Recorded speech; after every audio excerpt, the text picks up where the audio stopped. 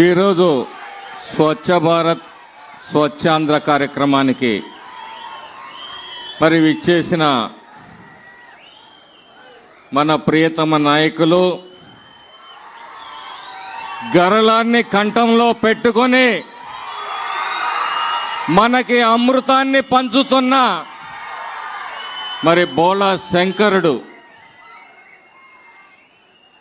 కొవ్వొత్తిలాగా 75 సంవత్సరాల వయసులో మన కోసం కష్టపడుతూ మన రాష్ట్ర అభివృద్ధి కోసం మన బిడ్డల అభివృద్ధి కోసం ఈ రాష్ట్ర భవిష్యత్తు కోసం పాటుపడుతున్న గౌరవ ముఖ్యమంత్రి వర్యులు మాన్యశ్రీ నారా చంద్రబాబు నాయుడు గారికి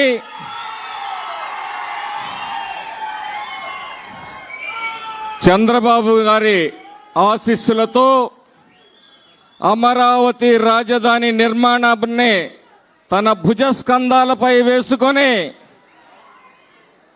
మరి మోస్తున్న గౌరవ పురపాలక శాఖ మాత్యులు పొంగూరు నారాయణ గారికి ఒక సోదరుడిలాగా నాకు విలువైన సూచనలు సలహాలు అందిస్తూ నన్ను నడిపిస్తున్న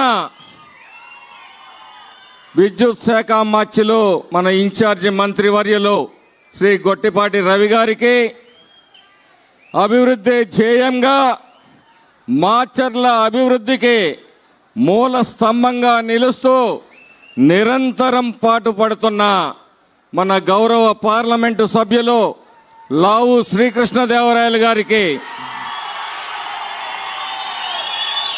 వేదిక మీద ఉన్న కేసీపీ మేనేజర్ గారికి అలాగే బంగారు కుటుంబాలకి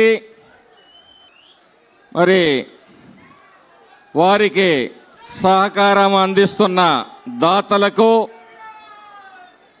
ఇక్కడికి విచ్చేసిన మాచర్ల ప్రజలకు తెలుగుదేశం పార్టీ అభిమానులకు కార్యకర్తలకు మీడియా మిత్రులకు అందరికీ హృదయపూర్వకమైన నమస్కారాలు. మొన్న జరిగిన అసెంబ్లీ ఎన్నికలు ఒక అరాచకానికి విధ్వంసానికి వినాశనానికి ఒక అభివృద్ధి నాయకునికి విజ్ఞానమే వికాసంగా భావించే చంద్రబాబు నాయుడు గారి నాయకత్వానికి జరిగిన పోరాటంలో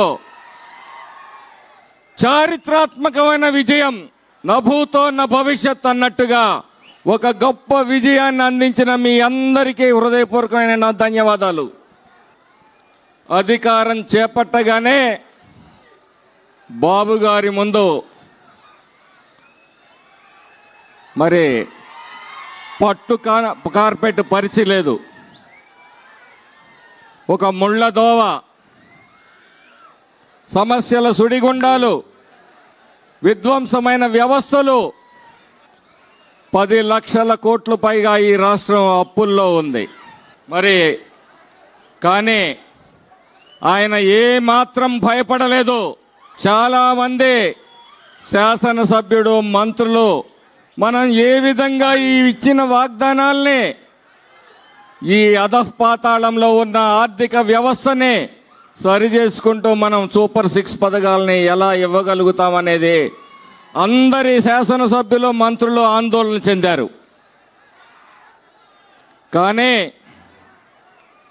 ఆయన భయపడలేదు. ఆయన విజనరీ ఆలోచనలకు పదును పెట్టారు, గత అనుభవాలను జోడించారు, పరిష్కారం కోసం శోధించారు. ఇచ్చిన మాట ప్రకారం సూపర్ 6 పథకాల్ని సూపర్ హిట్ చేశారు. దట్ ఈజ్ చంద్రబాబు నాయుడు గారు.